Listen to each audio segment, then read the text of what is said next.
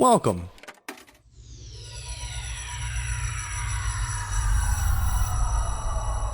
to Arcade Audio. Welcome to Dilettante. I'm Johnny. I'm Spencer. Here on Dilettante, we go on Wikipedia. We go to Michael. Let me talk about it. Yeah, we knew. You know what I was All thinking? from a beehive. You know what I was thinking today? I was walking down the street and I thought to myself, What a wonderful world. what? As these skies are blue. No. No? I thought to myself, What a wonder. All right. such a huge percentage of just my interaction with people Uh-huh. is performative. Okay, interesting. Like, And what I mean is not even like I kind of have a work like deal and I'm not necessarily totally myself at work. mm-hmm. What I mean, it's recording podcasts. It's like doing shows. I think a good chunk of it, with the exception of like hanging out with Jessica, Right. everyone else, it's like, Yeah, I know what you mean. It's like she's the only person you're like, okay, can I just be normal for once? mm-hmm. Yeah, even though it feels like you're being normal while you're in the moment, but then Mhm. later you're like, that wasn't even me. Why But was even I? this, I mean, most of the time that we hang out is just this. Yeah. Yeah, it's basically true. Yeah, it's hard to tell. Like, no, yeah. And we're more or less ourselves on this, but definitely yeah. still more performative than we would be. Yes, that is true. That's true, Johnny. It's funny you should say that. While I was in class today, actually, something like that happened where I was like, the teacher called on me to read a thing, and as I was reading it, I chose to be like, to put like an inflection in my voice and like say it like in an interesting way so people would be like engaged. And then after I was done, it got a laugh. In my younger, venerable years. I did a little bit of a Cockney drawl, and no, it was like it's a Japanese class, so we're trying to basically it was like a writing exercise for children, Mm-hmm. and so at the end of it, it asked a few questions. It was like who's it was basically it was a drawing of a man, like a stick figure man in a hole. So it was getting you to ask questions about the guy, like think about these questions, and so it was like, who's in the hole? Why is he in the hole? Who put him in the hole? And I said it like that, and I got a big laugh, which made me laugh too. And then the teacher was like, "Oh, you're like a voice actor." Did you say who put him in the hole in Japanese? No, I sure did. How do you say hole in Japanese? Anna? I don't know how to say hole in French. Yeah, well, I only know because we just learned it today. Hole? How would you say hole? How the fuck would you say hole? Subete. I don't know. That's a pun. I just said the word for entirely. It's WHOLE. Okay. Yep. Yeah. Sure. You got to be kind of smart to. Let's get an article.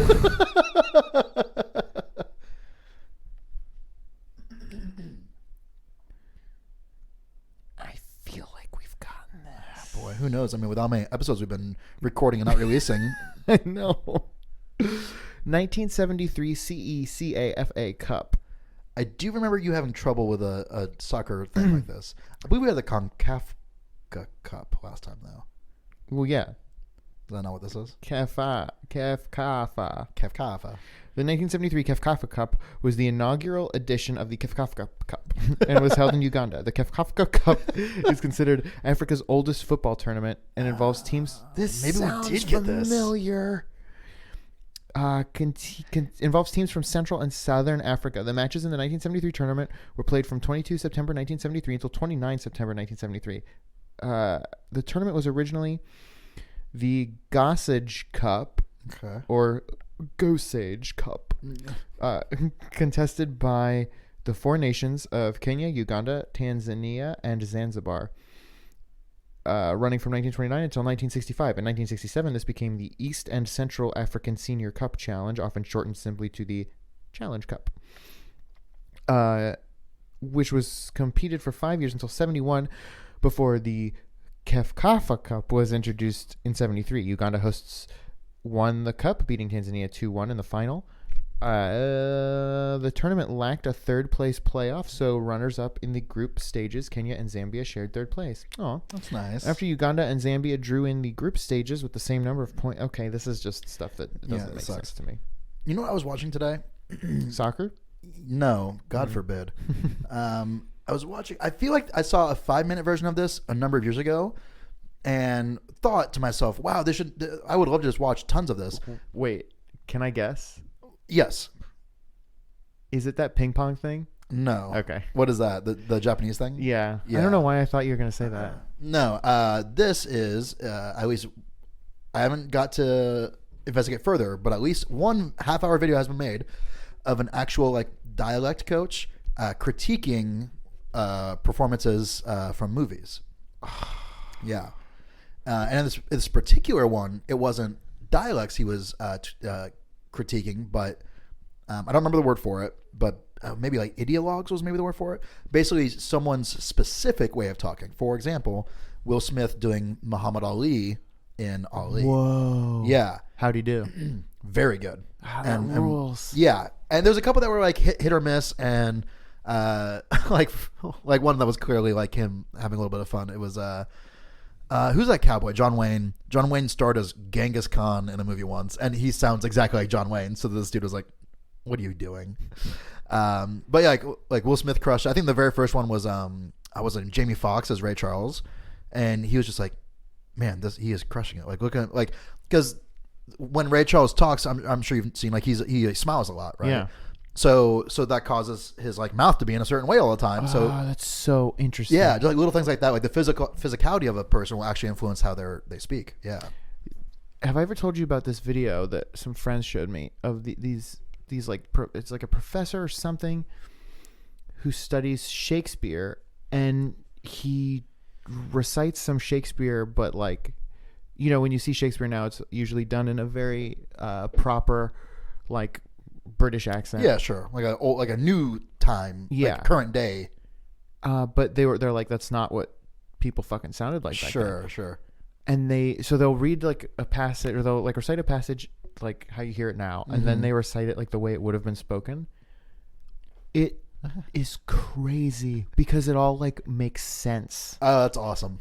Like shit like rhymes. The flow makes sense because you're not like ramming like words that are too long into right. 400 years of like linguistic evolution. It's incredible. It's like unlocking like a secret to this. It's so funny. fucking cool. And I bet they don't teach it that way because it would be quote unquote like harder, but really it'd probably be easier. Right. It's gosh, it was incredible. Which is I haven't looked into this since high school, but I remember hearing a theory that one possible theory of who Shakespeare was or whatever was just like a collection of people. Is there any validity to anything that other than him just being one person? I don't know. I think maybe the theory came from like how could one dude like put out like 40 all-time classic plays is my guess. Let me ask my friend Stephen King. Right. Well, I mean, that's a very good rebuttal to that. Yeah. So I guess it's not that hard. Do you think? I mean, Shakespeare had some stinkers too. You know. Oh, sure. Right. He had a good hit ratio. Right. But also, I think it's more honestly about what wound up being found or saved more than anything else. Of his or in general? In general. Yeah, I think you're right. I think like, oh, these are the plays that we have from this time. So. Right. Sort of going to keep. Aren't they good? Right. Yeah. You know. Exactly. I think you're totally right. That'd be kind of funny if there was just like a dozen other like way better playwrights from the time period, but we just like, they all this stuff burned up in a fire, unfortunately. So, yeah, totally.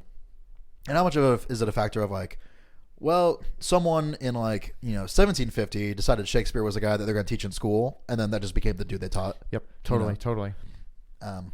Yeah. I'd be curious to see like what would be the best possible curriculum given like all the information in the world that we know. Like, is there we learn algebra, but really we should be learning, whatever else. I don't know. I couldn't tell you. It makes me wonder like how much like smarter we could be. You know something that like trips me up in the head big time? What's that? Our numbers are base 10. Right. But then there are other ways to do math that is not base 10. Right. And I can't even like wrap my idiot brain around that. Yeah, like, I don't know. I think Mayans maybe were like base 60. Base 60.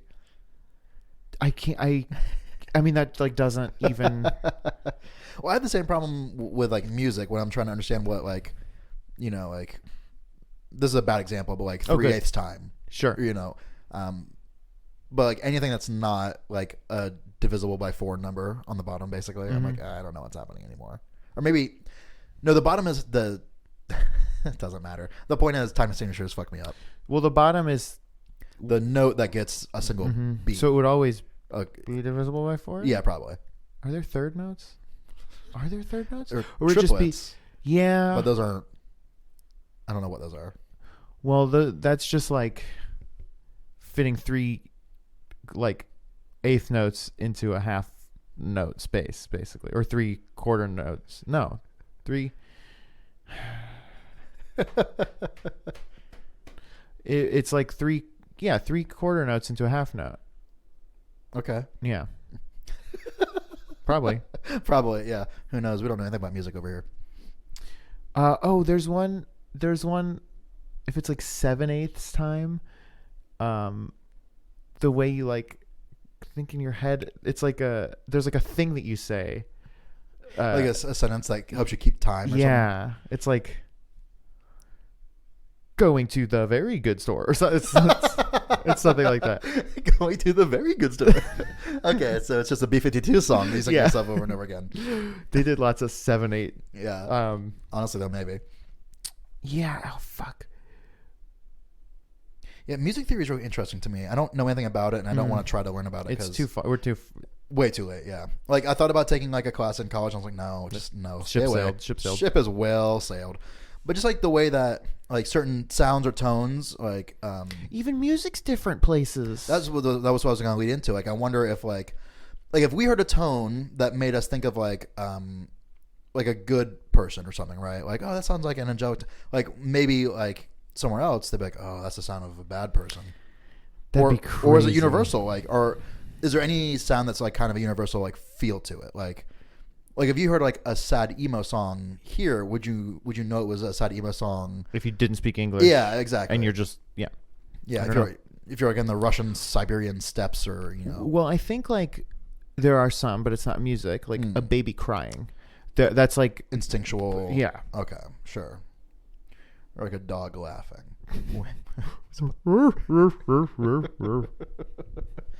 Yeah.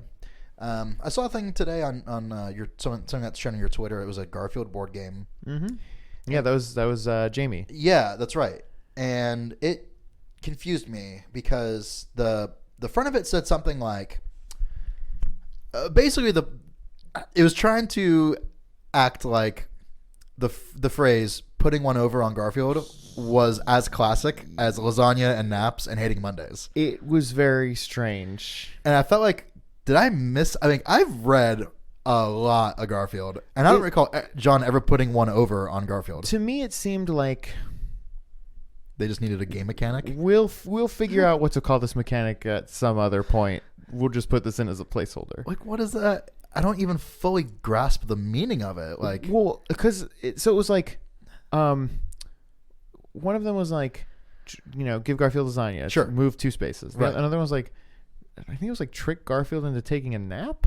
Trick him. He's already halfway to Naptown. Move 2 spaces. So it's like, well, what's another thing?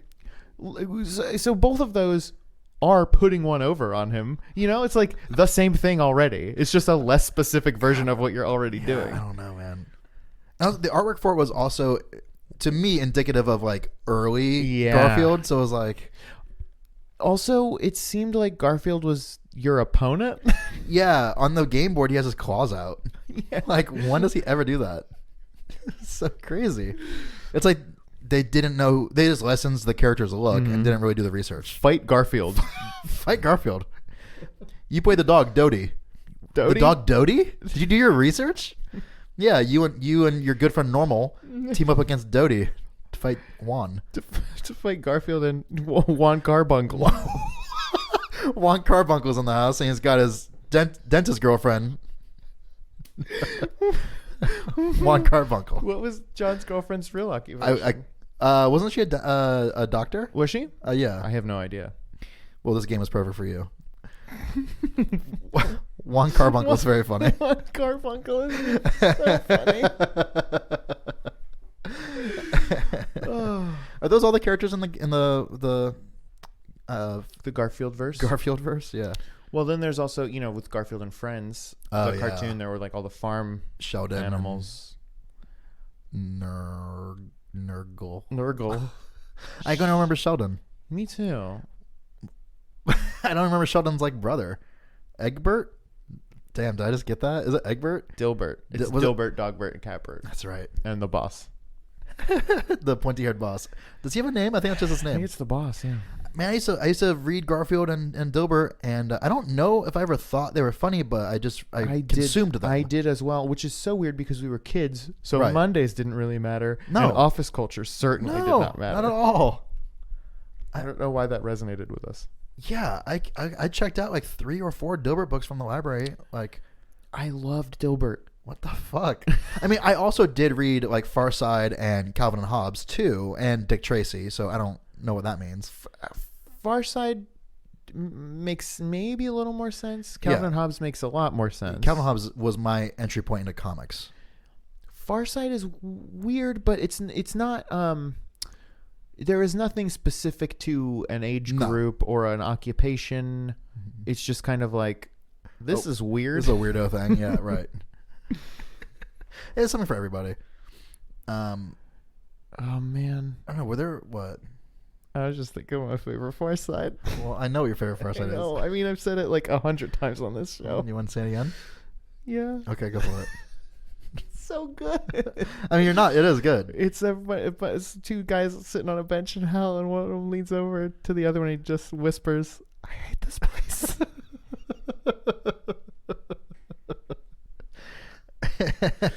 Oh my god, it's so good. It's probably like honestly like a masterpiece. Yes. It's like such a concise and multi-layered joke. Yeah, it just really tickles me that you like there's so much to it that is all just encapsulated in this feeling that it's like when you what we were talking about not too long ago, like when you throw a baseball, you don't know that you're doing all these calculations. It's that, but for a joke. Yeah, it's like it really might be like, what do you think like the funniest joke is? It's subjective, so right, and it would also change depending on your culture or whatever. Yeah. Like I was just or maybe not even. Maybe the funniest sort of, you could drop other things in, but this is like, these are the bones of the funniest joke, if that makes sense. Well, I mean, the bones of the funniest joke is just like subverting expectation, and that's what gets like surprise is what makes you laugh. Yeah. Yeah. Well, there it is. Yeah, it's not a fun answer, but that's how jokes do. Mm-hmm. I think isn't that why people like things like roller coasters or whatever? Like, essentially, it's like you think you're about to.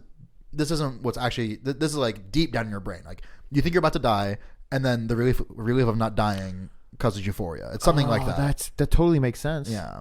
So, I don't know what getting caught off guard. What that is. Oh, it's like your brain is creating new like neural pathways to like.